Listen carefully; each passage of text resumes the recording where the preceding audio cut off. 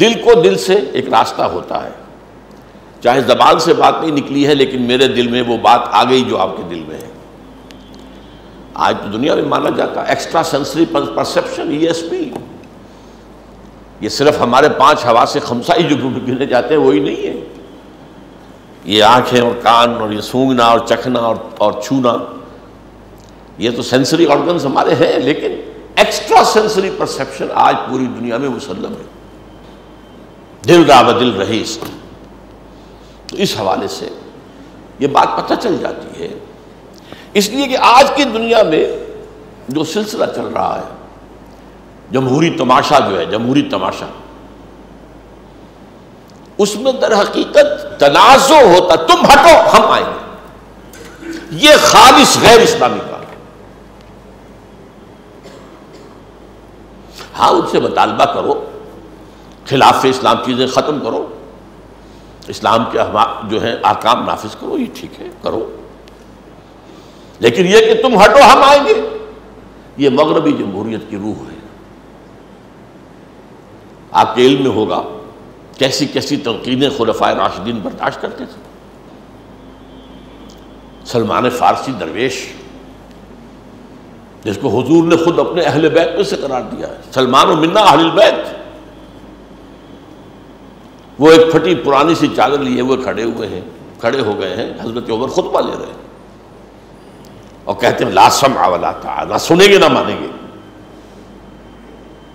کیوں بھائی کیا ہوا؟ یہ نہیں کہا بیٹھ جاؤ، نہیں، کیا بات ہے سلمان، یہ آپ نے جو کرتا پہنا ہوا ہے یہ ان چادروں سے بنا ہے، یمنی چادریں جو مال غنیمت میں آئی تھی،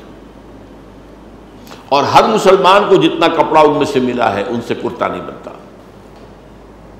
اور آپ ہم میں سے ہیں بھی طویل القامت انسان، یہ کرتا کیسے بن گیا آپ کا؟ there is something wrong somewhere، کوئی خیانت ہوئی ہے؟ اس سے نہیں ہوئے، یہ نہیں کہا میرا انفرادی معاملہ ہے، یہ میرا نجی معاملہ ہے، نہیں، بیٹے سے کہا عبداللہ ابن عمر رضی اللہ تعالیٰ عنہ، عبداللہ تم جواب دے دو، انہوں نے کہا جسٹیفائی کیا، نہ میرا کرتا بن رہا تھا نہ ابا جان کا، میں نے اپنے حصے کا کپڑا دے دیا ابا جان کو، ان کا کرتا بن گیا۔ فوراً کہتے ہیں حضرت سلمان الآن نسمع و نطیع، ہاں فرمائیں اب ہم سنیں گے بھی اطاعت۔ یہ ہے اصل میں اسلامی جمہوریت، یہاں وہ رسہ کشی نہیں کہ جیسے ہی حکومت بنی اور اپوزیشن نے اس کے خلاف سازشیں شروع کر دی، ٹانگ گھسیٹنی ہی گھسیٹنی ہے جس شکل میں بھی ہو، جھوٹے الزامات لگاؤ، جھوٹے پروپیگنڈے کرو، طوفان کھڑے کر دو، جو بھی کرو، ان کی تو ٹانگ گھسیٹنی گھسیٹنی۔ یہ تو سب سے زیادہ بدقسمتی ہماری ہے، ورنہ مغرب کی ڈیموکریسی میں بھی ایسا نہیں ہے، وہاں بھی اپوزیشن بھی ہوتی ہے، وہ ایک چیک اینڈ بیلنس رکھتی ہے، تنقیدیں کرتی ہے، لیکن یہ کہ وہ تسلیم کر لیتی ہے ٹھیک ہے 5 سال کے لیے انتخاب ہو گیا، اب یہ انتخاب رہے گا، لیٹ دیم ورک، اس میں جو بھی امپروومنٹ ہم کروا سکیں کروائیں گے، جہاں کسی غلط رجحان کو رکوا سکیں گے رکوائیں گے،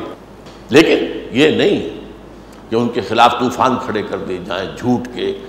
اور ان کے خلاف پروپیگنڈے کے جو ہے تمار باندھ دیے جائیں، اور ان کو جو ہے ہر طرح سے ذلیل کر کے اور ان کی توہین کر کے اس کو جو ہے ڈیمورلائز کیا جائے، یہ نہیں، ٹھیک ہے اب 5 سال کے لیے یہ ہے، اب ان کی بات ہم نے کرنی ہے، اب وہ ہو جائے گا قرآن مجید کی روح سے سموتاعت فی المعروف، اب معروف کے اندر حکم مانو۔ یہ جو ہے 4 میں نے باتیں آپ کے سامنے گنوائی، یہ ائمہ کا ایک حق ہے، اطاعت فی المعروف، عدم تنازع، صائب مشورہ دینا خلوص کے ساتھ، نیک نیتی کے ساتھ، بہترین رائے دینا، یہ نہ ہو کہ میں اس سے اچھی بات بتا دوں گا، یہ اگر کر گزرا تو اس کی تو حکومت اور مضبوط ہو جائے گی، تو اسے تو بھٹکنے دو، جتنا بھٹکے گا اتنا ہی بدنام کرنے کا ہمیں موقع ملے گا، اتنا ہی اسے ڈی تھرون کرنے کا جو ہے ہمارے پاس جواز پیدا ہو جائے گا۔ اور مثبت خیر خواہانہ تنقید، البتہ اس میں ایک معاملہ آتا ہے، اگر حکمران شریعت کے خلاف حکم دے یا حکمران ظالم ہو، فاسق ہو، فاجر ہو، چاہے وہ شریعت کے خلاف حکم دے نہیں رہے لیکن طرز عمل میں ظلم ہے، استبداد ہے، طرز عمل کے اندر جو ہے اور اپنی ذات میں فسق و فجور ہے، ظاہر بات ہے کہ امراء کا فسق و فجور جو ہے اس کے تو اثرات عوام تک پہنچیں گے۔ الناس علی دین ملوکہم، یہ پرانی کہاوت ہے۔ لوگ اپنے بادشاہوں کے انداز اختیار کر لیتے ہیں، پیروی کرتے ہیں، آج بھی یہ بات ہے۔ اپنے لیڈروں کے نقش قدم پر لوگ چلتے ہیں، اور لیڈر کا فسق و فجور کروڑوں کے لیے جواز بن جاتا ہے فسق و فجور کا۔ ہمارے بڑے بڑے لیڈر داڑھی منڈاتے تھے، آج داڑھی منڈانے کے لیے سب سے بڑی دلیل یہ ہے، محمد علی جناح کی تو داڑھی نہیں تھی، علامہ اقبال کی تو داڑھی نہیں تھی، نہیں، یہ ہمارے لیے دلیل نہیں ہے، نہ محمد علی جناح نہ علامہ اقبال، ہمارے لیے ایک ہی ذات ہے اور وہ ہے محمد صلی اللہ علیہ وسلم، ابدی اسوہ ان کا ہے۔ ہاں، محمد علی جناح نے قوم کی بھلائی کے لیے جو کیا اس کی قدردانی کیجیے، اقبال نے قوم کی نظری فکری رہنمائی کے لیے جو کیا اس کی قدردانی کیجیے۔ یہ بھی نہیں ہے کہ ہول سیل ریجیکشن اور ہول سیل ایکسیپٹنس، ایک آدمی سے محبت ہے تو اس کی ہر بری چیز سے بھی غض بصر، اور ایک سے نفرت ہے تو اس کی اچھی بات کو جو ہے وہ بھی نظر انداز کر دینا، یہ نہیں، عدل کا تقاضا اختیار کرو۔ تو اب اگر کوئی حکمران ایسے ہو تو ان حکمرانوں کو تبدیل کرنے کی جد و جہد بھی ان کے حقوق میں بھی ہے، عوام کے حقوق میں بھی ہے، یہاں دونوں حق جمع ہو جائیں۔ اب اس کو بدلنے کی شکل کیا ہو؟ پچھلے زمانے میں سوائے مسلح بغاوت کے کوئی راستہ نہیں تھا، اور مسلح بغاوت میں بہرحال مسلمان ہے نا، آخر ہے تو کلمہ گو، اور چاہے فاسق ہے، فاجر ہے، کافر تو نہیں ہے، وہ اپنے محل کی چار دیواری میں جو کچھ کرتا ہے، رنگ ڈنیاں مناتا ہے، لیکن یہ اس کا حکم تو نہیں دے رہا، اس کو نافذ تو نہیں کر رہا، وغیرہ وغیرہ۔ اور یہ کہ مسلمانوں کے اندر فتنہ نہ پیدا ہو جائے، خون خرابہ نہ ہو جائے، لہذا وہاں پر بہت احتیاط کی ضرورت تھی۔ زبان سے سمجھاؤ، جاؤ ان کے پاس، تنقید کرو، اگر کسی کو وہاں تک رسائی حاصل ہو جائے، ظاہر بات ہے کہ ان حکمرانوں، ان بادشاہوں تک رسائی حاصل کرنا کوئی آسان کام ہے۔ آج بھی آپ مشرف تک پہنچ سکتے ہیں، آپ خطوط پر خطوط لکھے جائیے، ان کو پہنچے گی نہیں، ان کا جو نچلا سٹاف ہے وہ اٹھا کے ردی میں پھینک دے گا۔ تو بہت کرم کریں گے تو آپ کو ایکنالجمنٹ دے دیں گے۔ میں نے ایک خط لکھا تھا بڑا طویل 1982 میں جنرل ضیاء الحق کو، مجھے ایکنالجمنٹ تو مل گئی تھی لیکن اس کے بعد کوئی جواب نہیں، تو اس نہیں، بلکہ مجھے مغالطہ لگا، ایکنالجمنٹ ڈیو کے ساتھ میں نے بھیجا تھا، وہ اس کی واپس مجھے رسید جو آتی ہے ایکنالجمنٹ ڈیو کی، وہ تو آگے دستخط نہیں تھا کسی کے، اس نے کہ ہم نے رسول کی ہے۔ بہرحال اس صورت میں معاملہ جو تھا وہ مختلف تھا، اسی لیے آپ قصے سنتے ہیں، فلاں خلیفہ ہارون رشید، فلاں صاحب نے نصیحت کی،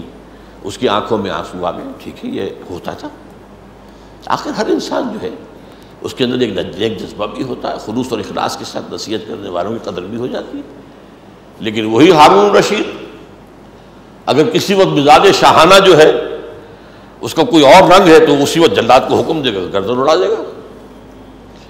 لہذا اکثر واقعات میں آتا ہے کہ فلاں بزرگ نے جب نصیحت و خیرخواہی کے لیے تنقید شروع کی تو پہلے اپنے کپڑے سمیٹ لیے اچھی طرح کہ ایسا نہ ہو کہ میری گردن فوراً اڑا دی جائے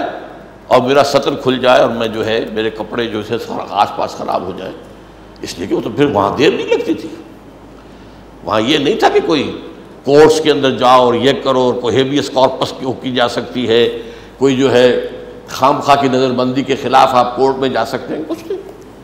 وہ تو بادشاہ تھے، مزاج شاہانہ، ان کو تو تاب نہیں ہوتی تھی، لیکن کبھی خیر بھی ہو جاتا تھا۔ ایسے بھی لوگ تھے جو بھلی بات سنتے تھے اور بھلی بات کہنے والوں کی قدر بھی کرتے تھے، لیکن یہ سب ان پر ڈیپینڈ کرتا تھا، یہ ان کا سبجیکٹو معاملہ تھا، کوئی نظام نہیں تھا۔ آج کی دنیا میں خوش قسمتی سے وہ نظام جو برا نظام تھا اس میں ایک اچھائی کا پہلو ہے، اس لیے کہ یہ میں نے کئی مرتبہ بیان کیا ہے کہ دنیا میں شر محض کا وجود ہی نہیں ہے. بڑے سے بڑے شر میں بھی کوئی نہ کوئی پہلو خیر کا موجود ہوتا ہے، ورنہ شر کھڑا ہی نہیں ہو سکتا. جیسے آپ کو معلوم ہے آکاش بیل جو درخت کے اوپر چڑھ جاتی ہے، اس کے اوپر چڑھنے کا خود کوئی امکان نہیں ہے، وہ تو درخت کے اوپر چڑھے گی. اسی طرح حق اور خیر کا کوئی ایک شمع لے کر ہی باطل اس کے اوپر اپنی دکان سے جا سکتا ہے. محض شر دنیا میں نہیں ہوگا، کوئی نہیں. تو جدید نظام میں بھی خوبیاں بھی ہیں. اب وہ خوبی کیا ہے